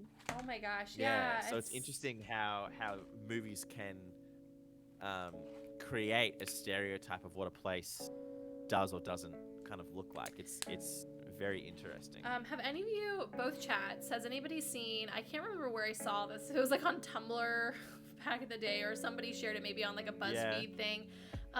There's like this website or something, or maybe it was an artist that started it, but they took a movie and they spliced like every single like second from the movie. It took the color, like the kind of, I guess like the hex code or whatever was per that scene, and it's like this it's the movie but in color. And it's really cool because you see how they've used color, and it's always like, if it's something, you know, more of the cool tones, like the whole picture itself is going to be, and you can get the vibe of that movie just by seeing its colors from what they've used, which I thought was really cool. You can buy those as prints. You can buy your favorite movie. Yeah, that's what I thought. You could buy it. Every single frame, but squished into 1 millimeter, and it's all together. You know, very cool. Let's see here. Steffi just said, how can I show my drawing to you? Oh my gosh, don't sell yourself short. The best that you can do is the best. You can share it to anybody that's in my chat right now. I just put the Discord link. We have a live show and tell area, so you can post what you're working on there, or you can put it in traditional art too. I have a lot of different places for different artistry that people can share what they're working on during their day-to-day. And it's super fun to see what other people are doing and encourage one another, and love it. Oh, yeah, Steph has just shared what they were working on in our Discord. Oh, lovely! Really, really cool. All of the sections are different. All of the lines are following each other. Awesome. They're like all these connecting bits. It's very, very cool. I'm excited Yeah, to see. Tilly, let's have a look. And I kind of jumped ahead again too. So now, rather than using just black lines, I've opted to use different colors, my different markers. Oh, cool. And have been layering it side by side. So just kind of adding some, this is what's beautiful. And especially too, like, as you're having like what we're doing now, even though it's a collab, but like if you have somebody, a friend, or you pull someone up on a Zoom call or a phone call, and like, hey, let's just talk about life, and you just mindfully sit and like create something, and then at the end you're like, whoa, I made something, this is neat, instead of just like mindlessly scrolling on your phone or whatever. Like it's so easy just to sit here and do just these tiny little lines, like 1, 2, 3, 4. You know what I mean? Like, it's so... And there's something to be said. Something like repetitive and easy to concentrate on. And again, I'm not a scientist, and I don't know I'm not in the medical field, so I don't know how, something about the repetition, I think it's something that it co-regulates our nervous system. So like when you're fretting and anxious, I think it's why a lot of art therapists use this as like art in general for art therapy as a grounding technique. So when you're feeling flighty or you're feeling not like you're in a safe space, be able to sit down, have art to be like a coping skill. So you have like your tools of things to, help you de-escalate from maybe your feelings or emotions, which is pretty neat. Yeah, so cool. Millybug says, I love the hearts. Yeah, so one of the images that Steph posted in our Discord, one of the whole sections has these hearts that are like, I don't know if they've posted it in your Discord as well, but like the hearts are kind of like one's the right way up, one's upside down, and they link together, and it goes back and forth. A really creative way to like create one of these patterns. Very, very cool. Oh, yes. So Steve in the lowercase d in my chat, aka my husband, he's like, there's a guy on TikTok, that is a videographer who he's seen several times that shows how they make rooms like it's daylight, even though it's nighttime, and vice versa. Yeah. He's like, it's very intriguing because of the different lights they use. It can make it like a different time of day. That's fascinating. Totally, yeah. Yeah, so we've had to do that several times. It's called shooting night for day or day for night. Oh, that's so cool. So when you have to shoot at nighttime, but you've got to make it look as though it's daytime, or when you've got to shoot at nighttime, when you got to shoot when it's at daytime and make it look like it's nighttime. Gotcha. Oh, hey, Millie, thank you so much for gifting a sub to Comic. I appreciate it. Aww. Thank you so much. Yay, subs! So Comic, yes, anyone that is a subscriber to this channel can change the color of the lights in here by using chat commands. There's a bunch of other things you can do. Most of the channel point redeems, the Larry animations and the goose and the honk and the woohoo and everything, are all free for subscribers. So there you go. Yes, Millie says you'll love it here. Heck yes, you will. I promise you, Comic. Welcome in. Welcome to the Dino fam. One of the things that you can do as a filmmaker to make something feel like it is a particular time of day is actually changing, like putting a splash of color using light on the wall that is behind the character in your film. So for example, if you were to have a light that spread across as though you were sitting next to a window, and the particular color of the light was very warm, it would feel like sunrise or sunset, because the sun at sunrise and sunset is super, super warm, and sometimes it's even a bit red. But then if it's like 10 a.m. till like 3 p.m., the light is very white. So just by changing the temperature / the color of the light that is just going across your back wall can change what time of day the audience is going to think it is, just based on the color temperature of the light, which is very cool. That's amazing. That is, yeah. Hey, Steffi Ann. Welcome in. Yeah, it's so cool to see how all of this, and I think just like, you have dealing with videography, like you're trying to elicit using light as your palette.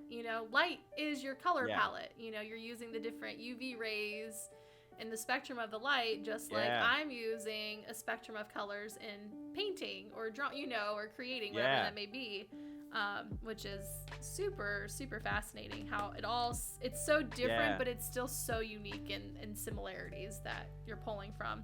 Totally. And that's where I think, again, being able to let yourself play and create and trying different things, because if you have a passion, or if you are like even intrigued at the smallest bit to try something creative and you're like, I don't know if I'm gonna be good at that, well, think of something that you already enjoy that could consider be considered creative, and you find a smaller version of that and kind of spread your wings and try it. You never know, and it all goes together one way or another.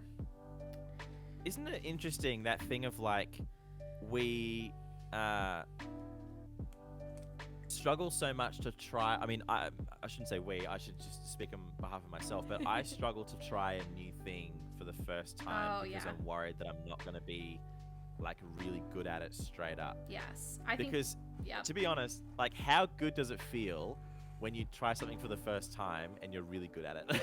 Oh, it's like you're a natural. It's like, it's nauseating how like the dopamine rushes in. You're like, oh my gosh, this is amazing. I didn't think I'd be good at this, but I am so good at it. And then but then the opposite, you feel like you're gonna throw up when it doesn't work out. Like, oh, I hate this. I'm never doing this again. But it's just that thing of like, if it didn't feel so good to be good at something straight away, it would probably be easier to be good at things, because it wouldn't feel so bad to be not good at something straight away. I mean, I'm just this is just, I guess, myself talking. Like, if I find that I'm not good at something straight away, I struggle to like see the path of me becoming good at it, if that makes sense. No, I feel so this that. is actually feel that. a good lesson in just doing something and actually not kind of worrying whether you're going to be good or bad at it, because it's more about doing the thing and then having something at the end where you can go, you know what, like, it doesn't really matter if it's good or not. I did it. You did, yes, absolutely, absolutely. And I think streaming is a bit like that, I find, isn't it? Oh my gosh, yes. I mean, you can totally have like a really good stream or a not so good stream, and that's completely valid. But whether you had a good stream or a bad stream, you did it. Yes, 100%. Oh, I love the circles and the lines that you're doing. Thank you. See, I'm just like listening to you talk, and my brain is just like, I'm just gonna go for it. I'm just gonna create and just and that's where if you ever heard the term flow state before. That is kind of like that subconscious state that your mind will get in, where you're like on autopilot. Yeah, totally. And just letting yourself, and that's like my favorite thing. That's when like when you're in flow state, where you look at the time, like we just get triggered. Like, we've been streaming for like, at least on my end, like 2 hours now, but it doesn't feel like 2 hours. It feels like 10 minutes. Like, how's it been 2 hours? I looked down before and it was 12:30, and I was like, oh, I thought we were gonna go until 12:30, but I'm not ready to stop. So much fun. Yeah, but then it kind of like going back to. I'm gonna use your like little these things. Do it. And I think it was your third quadrant as a bit of a like the kind of tendons, the interconnecting wovenness. Yeah. It's so fun. I wish I had. I don't know if I actually have any sample artwork that in my portfolio. I know I do. It's kind of like a more abstract than anything else, but I really love playing with. Oh yeah, here's some examples that I've done for those who are curious to kind of see some fun. Let's see. The ones that are near me. Oh, here, this one's a good one. Okay. So my overlay, kind of like my theme with my maker bug, this was kind of kind of Zentangle-esque. It's, we have the patterns and the abstract shapes using colors. That's on your channel somewhere, isn't it? Yes, this is my header, and just it's kind of been like the pattern that I'm using for this year's theme. But then I've done other things like this mindfulness of adding watercolor, and then you have the lines, just these have all been very free flow, just sit down, make and create something. And then what's fun is as you have fun with learning about textures and shape, you can start to utilize this. I have this anatomical heart that has color bursting from the seams and all the patterns and the textures and things like that. So this is. I've seen that on your channel before. It's so cool. I think you've shown that before. Yeah, I've done a couple similar different ones, but that's kind of what I really enjoy about this style too. It's, at least for me and my art, I love texture. I love embodying lots of detail in my work. I don't know if that has to do anything with being a detail-oriented person in general, but I enjoy lots of detail in my work. So it's really fun just to and it started off with just doing abstract things, and you can carry that into other parts of your creative ventures. So I'm going to put some circles inside these other circles. I'm really enjoying this little section that I'm working on. I love it. Yeah, that something about that. It's just one of my favorite patterns. I've used that on a ton of different doodles. It's just it's really satisfying. It is. It's because it feels like it's all merged together, and you just made that by interconnecting lines. Kind of thinking a triangular shape and going to a point, spreading out, and vice versa. And it's really random as well. It's not planned. I'm just kind of going with it.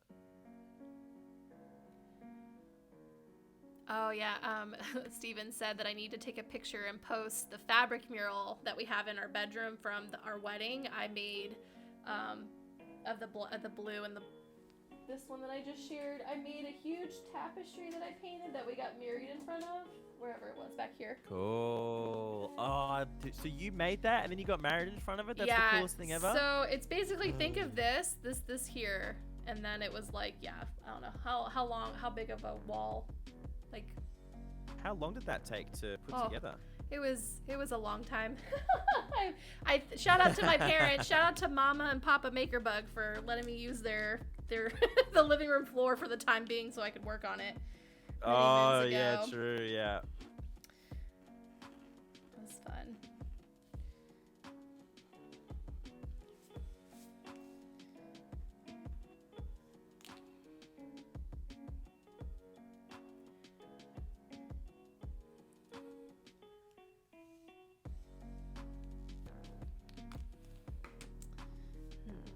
Where I want to add some more color to this, because I have so much color over here. It's how can I sprinkle it in over here?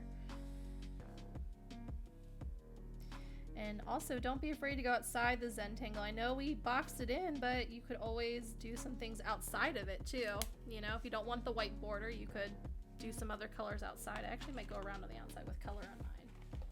Oh, true. You're just taking the rules and throwing them in the bin. Yeah, rules don't exist. Rules don't exist in art. You make up your own rules and you have fun with it. Yeah. I mean, I guess if we're gonna be logistical with it, I guess there are, the basic points of making art. But then after that, you kind of can just go full speed ahead. Yeah.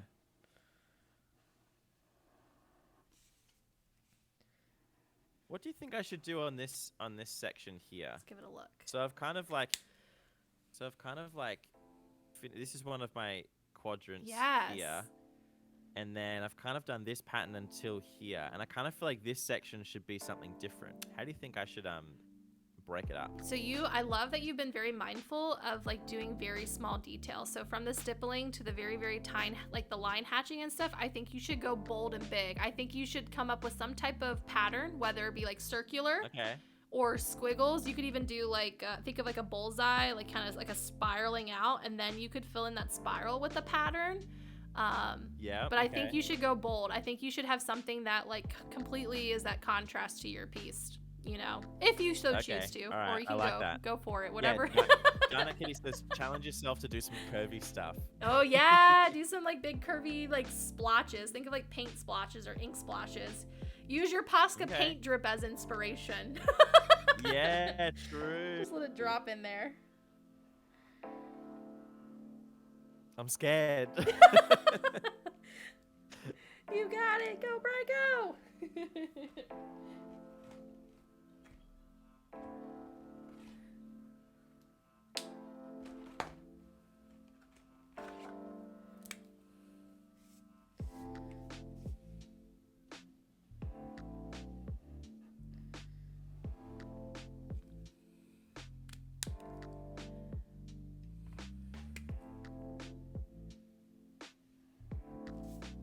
Can't wait to see what everyone created who's tagging along. Danica says, don't be scared. Yes, don't be scared. Just go for it.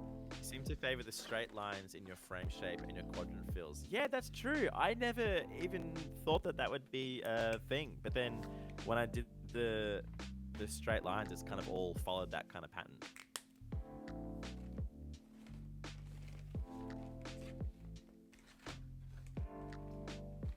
Which I don't know if this has anything to say about your thought process, but with lines being very linear, are you a linear thinker?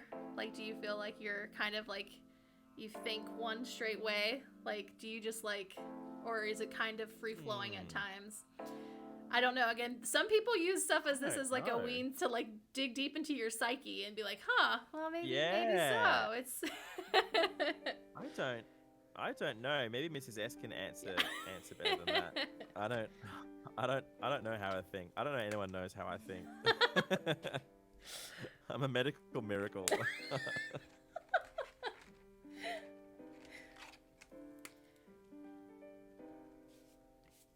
Yeah, I think that's what's cool about the more that you practice and try doing different patterns and, you know, just having fun with it. It is fun to see as you progress to look back like, oh, wow, like I went from being very like regimented in how I did something to, wow, now it's very free flow. It comes more naturally to me. I'm, you know, having fun with it. We just got to retrain our brains. That's what it boils down to.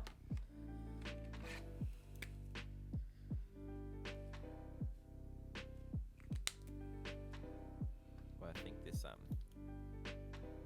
starting to run out. Oh, no, it's not. I did the dab. Oh yeah, you did like the harsh, like stick it down in there and the puddle comes out. Like, oh no.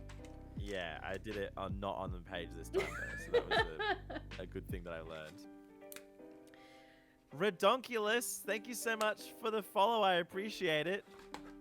I actually, many years ago, I actually thought I invented the word redonkulous. Redonkulous? Oh my gosh. Redonkulous. The running joke with my husband and I is I'm notorious for making up my own words. Like I'll say something and I merge it with another word. And then I'm like 110% that I was accurate in how I said that word. He's like, no, that word does not exist. And I'm like, wait, what? No, what? Oh.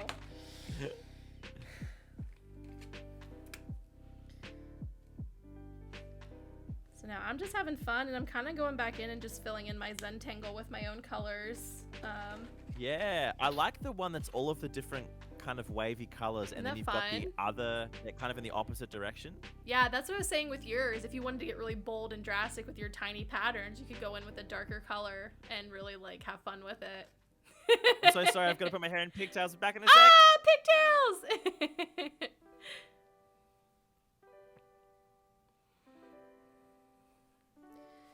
Oh my goodness, this has been so much fun. All the art, all the fun. How are you guys doing over here? I don't know if Bri still has my voice. Do you have my voice up? I was like, oh, entertain with everybody. Oh my gosh, so funny. What a hoot. A hoot nanny. A hoot nanny.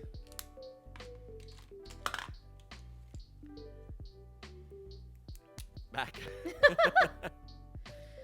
So funny. Okay, let's put a timer on. Oh, and I'm just here. I am still wearing my crown. I'm like, oh, I'm just gonna leave it on the rest of the show. I redeemed my own Yeah, own you headwear. got yeah, so for those of you that are new to this channel, I have a redeem called Pigtails where you can get me to put my hair in pigtails for 15 minutes. And yes, thank you, Comic. The animation, so I did that animation, and a very good friend of the stream, Dangerbeard, did the song for it. And it kind of turned into like a 35-second pigtail challenge, where when I did it for the first time to the song, I tried to put my hair in pigtails in 35 seconds, which I think the song goes for about that. I failed miserably, and it took me about a minute and a half, and I was just off the camera for like Oh my a gosh. very long time. But now I've gotten pretty good, and I can do it pretty quickly. Hey, Switch Doctor, welcome in. Holy heck. Thank you so much for dropping by. We're doing some art today. Yes. And just like you with your overhead camera, we've got a friend of the stream, Switch Doctor, who actually makes custom mechanical keyboards. Ooh, and they're very, very good. And they've got a top-down camera as well to show kind of all the stuff that they're working on. This is, I think, the second time that I've done like a top-down camera. Very cool. You should do it more often. Maybe there'll be more future art streams on your stream now. Now that you're finagling with it, can add some art to the channel. That'd be cool. Well, Mrs. S and I have done a Lego stream before where Legos. we were building a rocket together. Well, Amazing. Mrs. S was doing most of the actual building. I was doing a lot of talking. So I'm not hanging out. That's so funny. So your Steffi says, yes, thank you, Mealy, for the shout out to Switch Doctor. They're amazing.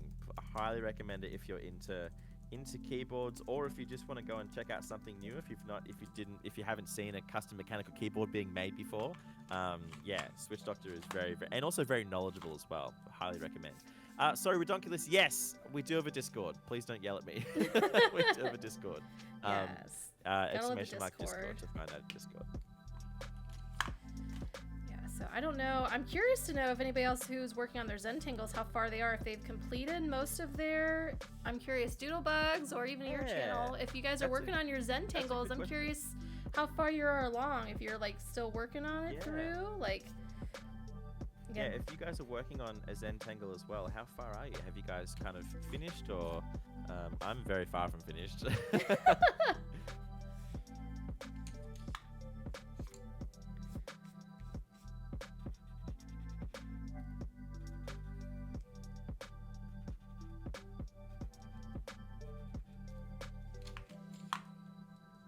I also, Tilly says last quadrant in the Tangle one. Nice. Millie's nearly done as well.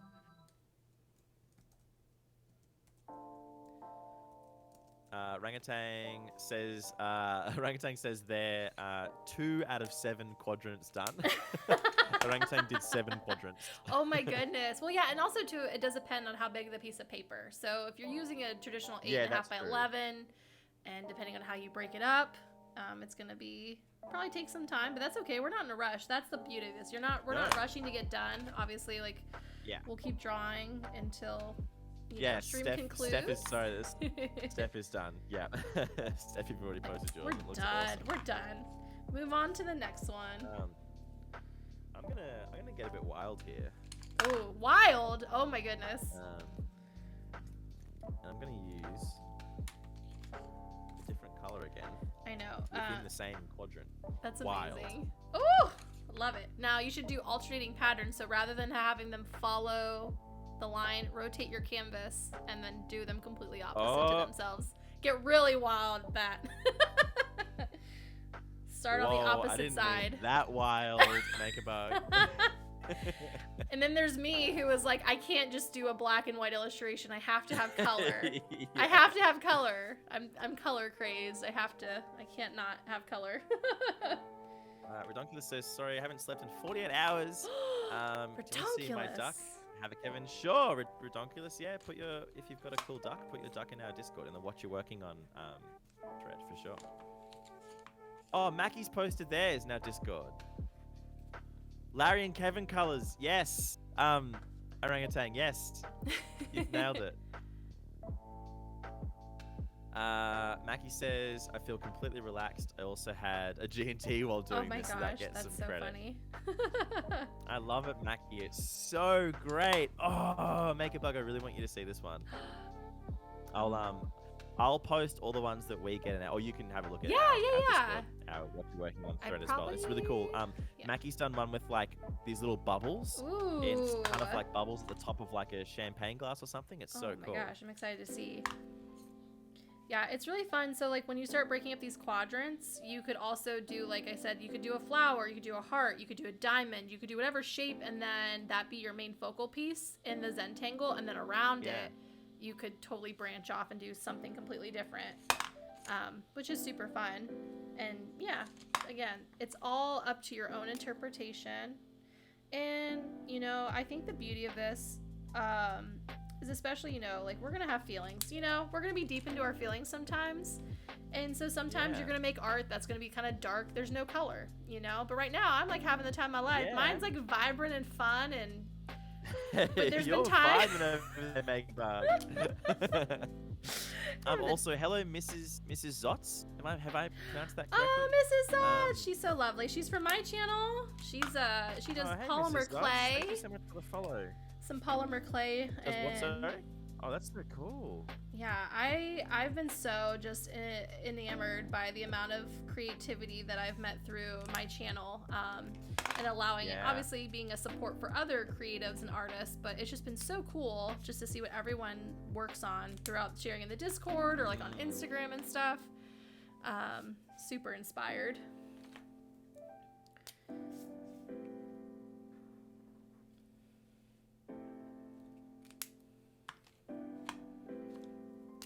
All right, now I'm really thinking outside my Zentangle. I'm gonna go in with some colors outside of it.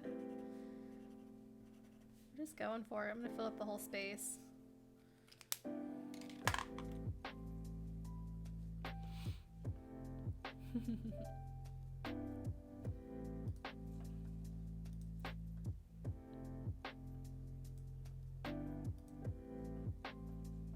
You have, let's see here, Steffi said, oh, Dusty Pink Unicorn, thank you for the lurk. Thank you guys so much for hanging out and being here. This is awesome. Make sure I didn't miss anybody that's hopping in here. Yeah, if you guys have any questions about Zentangles or any questions about patterns and shapes or like mindful coloring, feel free, guys, to share or to ask. So fun. Steph says, Bryce said in the beginning this was going to be a 1.5 hour stream. Here we are at 2 hours. Right? I know. Hey, sometimes the art process, you know, takes longer than you had planned, you know? No, totally. And that's you know, as an artist, that's very true. You know, something that I've learned. Very, very true. Except sometimes my patience run thin. I feel like I have the creativity style. Like, this is good for me to slow down because I feel like my creative style, if I can't get a project done in like 48 hours, like I'm done. The wasteland of projects that I have that are just like in no man's land, like I'll get to it eventually, but if it's past the 2-day window, I've lost interest in it. Make a Bug, you and I are so similar. There's some projects where I feel like I've done like a certain amount of it, and then my brain goes, like, hey, we've got other things that we actually need to get done, and so I'll do that. And then I've just got so many unfinished projects. Absolutely. That unfortunately I just don't make the cut. I'm kind of doing a bit of a banana section down here. Banana. I love it. Teeny tiny bananas, little scallops. Woo! Someone popped a party popper on my channel. I can't help but notice that your Discord is it's party popper time over there. Party popper.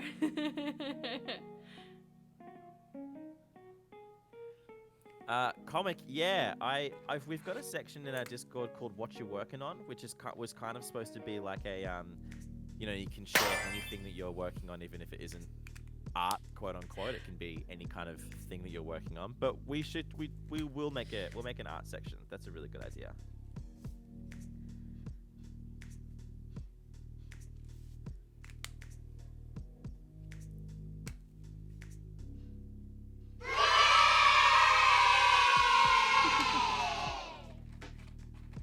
Making art, having fun. Oh, art's just the best. Art's just the best, and like learning something new as well, you know. Yeah, thank you again so much for this opportunity. Like, this is so fun to be able to like share in creating. Like, that's kind of like the whole premise of my stream. I feel like is, you know, whether you're a skilled artist or wherever you're at on the creative spectrum, you know, because you could be a videographer, you could be a photographer, you could be fiber artist, traditional, digital, whatever. Yeah. There is room for all of us. You know, we're all have so many talents that deserve to shine. And so being able to honor everyone, you know, and learn and grow together. Love it. I'm gonna start working on my last quadrant. This is my third one. It's kind of got little mini like thirds within the quadrant. Yes, I love it. And that's where even like the bigger ones, like even with some of mine, like I broke them into smaller. Even though I did like 4 distinctive ones, I broke some of them smaller. Now I'm just going outside and adding color, chaotic color to the outside. I'm going for it. I'm just having fun. Patterns, shapes, textures, layers, all of it. Give me all of it. Orangutan says I can see a Kevin in there, which is our little duck character that we have on the stream.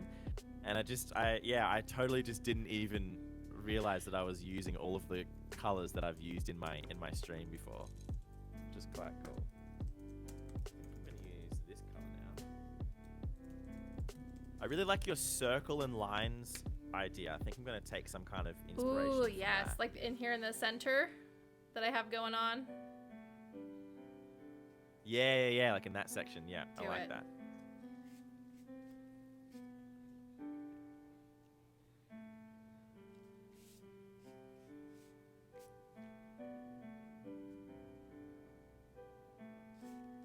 So I think I'm gonna do like one in the corner.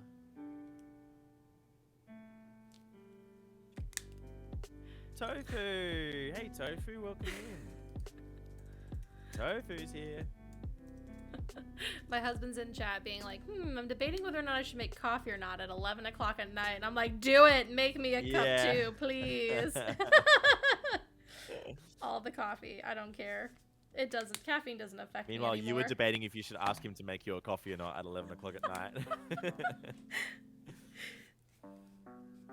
It's probably time for me to make Mrs. S a coffee, actually. I usually make her coffee in the morning. Oh, I know. How do you have your coffee? It's a random question, but I actually don't drink coffee. You don't drink coffee? Do you drink tea or something similar? No. Not really. I like orange juice. I like things with sugar in them. You're like, I just want an instant sugar high and then the crash afterwards. Yeah. yeah. Maybe that's why I'm so tired after I eat almost every single meal. It could be. Especially, do you love bread? Anything to do with bread? Because gluten for sure will. I love bread. Yeah. Bug, I love bread. I do too, but instantly.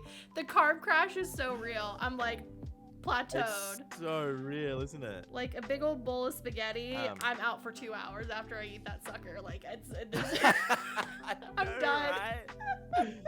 Yeah, I can tell you how Mrs. S has her coffee though. She has 1 part coffee, 2 parts hot chocolate, and a little bit of milk. Oh my gosh, chocolate sprinkled on the top. Oh wait, really? That's amazing. That's like that's a fancy drink. That sounds amazing. Yeah. Or she'll sometimes have a chai latte. I don't really know what that means, but we've got the stuff to make it, so that's what I do sometimes. But it's often like a hot chocolate or like a hot caramel kind of drink with coffee kind of mixed into it. Yeah, I'm an iced Americano. I like prefer just iced anything, like iced beverages or like cold food. I just don't like hot meal. Like I like a hot meal, but like beverage wise, it has to be cold. So we cold, no way. Yeah, so yeah, I mean I can do a hot coffee every once in a while if it's like cold outside, but we drink iced coffee year round. My husband and I. So we have like a little Mr. Coffee iced coffee maker that we make every morning, and I just have some like soy creamer. That's like, we have one that's like a creme brulee flavor that's pretty tasty that we've been kind of vibing on for a while. someone in my chat, one of the very very lovely member of our community, Cheese Please, Aw. is a streamer and plays games, but also makes really fancy drinks. Ooh, love Um, it. Cheese, do you mean like they're like, I haven't seen a stream of yours where you're making drinks, but they're kind of like they're like alcoholic drinks, right? Oh my gosh. I don't really drink alcohol very much. So you can probably tell by the way that I say they're alcoholic drinks, right? Orangutan says salted caramel milkshakes are good. Oh my goodness, yes. Holy heck. Holy moly. Oh man, now I really want coffee. Steven, if you can hear my voice, make one to split. Please.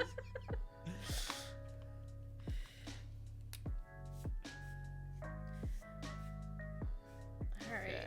I'm running out of I'm room to gonna add do- stuff, but I'm not at the same time. There's always room. There's room for everything. This piece. There's always room. And then a coffee too. It is 5 a.m. now. I've been here since 3 a.m. Steph, please, if you need to go to sleep, please do your thing. Go to sleep. I know I said we'd be here for about 2 hours, and we're definitely going to be here a bit longer than that. So please, if you need to go to sleep, do your thing. It's all good. Mrs. S says, don't forget the extra secret ingredient that makes it taste better than when I make it my own. Yes, which is I make it with love. I usually don't tell people that. but Mrs. S, whenever she says that I make her a coffee, she says that he always makes it with love, and that makes it Aw. better than when she makes it for herself. Liam Draws. Hello, Liam. Look, I'm doing my very own art stream. That's the Liam that I mean, it's know. the- That's the Liam. Yeah, that's the Liam that you know. We have a whole capade in my chat right now of getting me hydration. Steven's downstairs making me coffee, and everyone's chat like, get Maker Bug water, get her something to drink. Get her so she needs water I know, now. I completely forgot to bring up a beverage before we started. I'm like, I feel my voice like, rah. Like I have like the toad voice yeah, like yeah. croaking. That's in my I've got like a little list of like a checklist of things to do before I start streaming, and one of them is get a water. See, I'm a noob. I forget all the time. Or the thing is that then I get a beverage and it sits on my desk and I forget to drink it. Yeah. Oh goodness. So I'm kind of doing a thing here where I'm doing the inner part of these pink circles. Ooh, I and like do a it. strong line, and then I'm kind of like doing like a quick like over in the middle. Yeah, you're not completely filling it in. Like even if you just left it kind of like loose, like a scribble. Yeah. I like it. Yeah, so it's kind of like, I don't know. This is it has a looking bit of, so like, cool. And know, see, depth to it or I think like when you start to see it done like this, you're like, wow, I made this. And literally all it is shapes. It's shapes and textures. Yeah, that's so true. It's This so is literally simple. just shapes Yeah. that are within other shapes. Yep. Very cool. Okay, I've got one more of these to do down here. Speaking of shapes, I'm gonna add this some one down triangles here. outside of my piece because I can, and I make the rules. I do what I want. You do what you want, Make a Bug. Oh my goodness. I know, right? So Redonkulous has just put someone in my chat. Redonkulous has just put a picture in our Discord, in our pet section, of their pet duck and their pet skunk. Oh my gosh, how amazing! I didn't know you could have a pet skunk. You can. Is that a thing? Yeah, you can. I think it's kind of frowned upon. I feel like if you can't get them rehabilitated, then maybe. But you can remove their scent glands. Oh, right, okay. You can remove their scent glands, and so they don't spray. Right, but that's so interesting. they're like docile, kind of like a cat. Yeah. I want to meet a pet skunk. I wonder if they have any any ambassadors at your zoo, if you have like a local zoo, because we have one at our Columbus Zoo where I'm in Ohio in the U.S. Oh, yeah. We have like the second, I think it's second rated out of the country of like top zoos. San Diego Zoo will forever be, the San Diego Zoo will forever be #1 out in California, but Columbus Zoo is like second tier. That's like the It's the epitome that's like of a zoo. That's like the mecca of all zoos, isn't it? Yeah, it's phenomenal. I'm like, we're planning a road trip at some point when things go back to normal to go out west. I would love to go to that zoo. Yeah.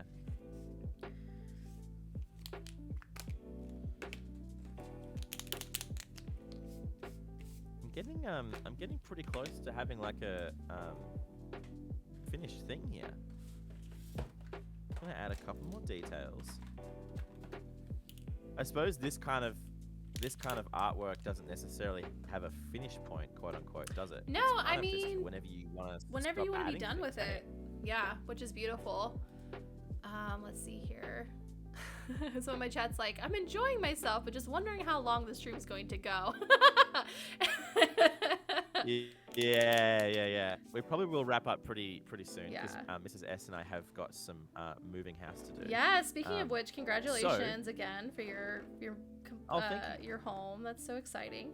Oh, thank you so much. Yeah, we're very excited about it. We've just got quite a few things to still organize and get done. We're at the very start of the moving process, which I feel like when you're at the start of it, at least for us, it's sometimes a bit more stressful than exciting. But once you actually get into it, you can see it coming together, and then it gets a bit more exciting again. But you know, we're gonna be great. Mrs. S is very good at this kind of thing, so I'm in good hands, Make-A-Bug. Yes. Also, if you guys are ready, maybe put some photos. Woohoo! I know, Steph, you've already put your photo of your Zentangle in the Discord. But maybe, put a photo of your work in the Discord so we can have a look at it. We can kind of share how everyone's been going, what everyone's been working on. Mine is there, says Tilly. Nice. Love it. Yummy Books Binding. Thank you so much for the follow. Welcome on in.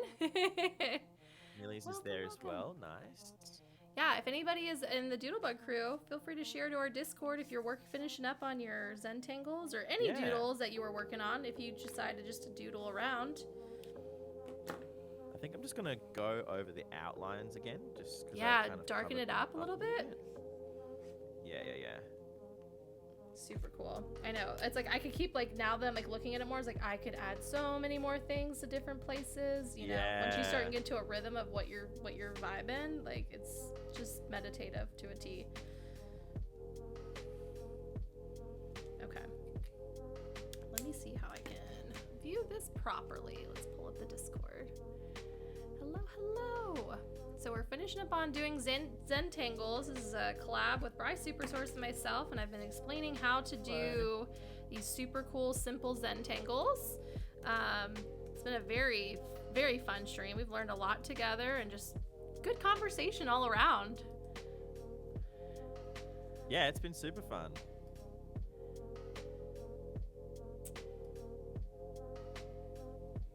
Don't forget to flip.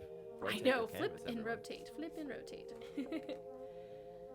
So we had a community-led night last night, and I tried for the first time. Oh yeah. A chat-led doodle, digital illustration. So I used the channel redemptions for people to tell me to do what they wanted on the canvas, and it was chaotic and hilarious. And Nice. it's I would have never drawn any of these things before, but I think it's fun when you can try something different and get your community involved. And I feel it was was that the little wheel that you had, spinning the wheel? One of them, yeah. So we've done we call that the magical roulette wheel, where it'll tell us what to draw and do.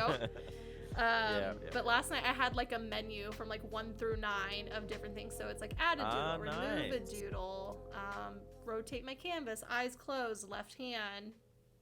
It was chaotic. It was magical. It was so much fun. We had a blast. I think I'm pretty happy with. I think it's with awesome. mine. It's so great. I'm giving you a proper art hype on my channel. We're gonna give it a yay. Woohoo! Clapping all around. Here, we're gonna do a party popper. Woohoo! Yeah! Wow. Yeah, I love that. If you're not awake now, you are. Yeah, I know, right? Mrs. S, let's go do some shit. Yay! I'm really happy with this. It's Thank so you so much, cool. Maker Bug. Yeah. This is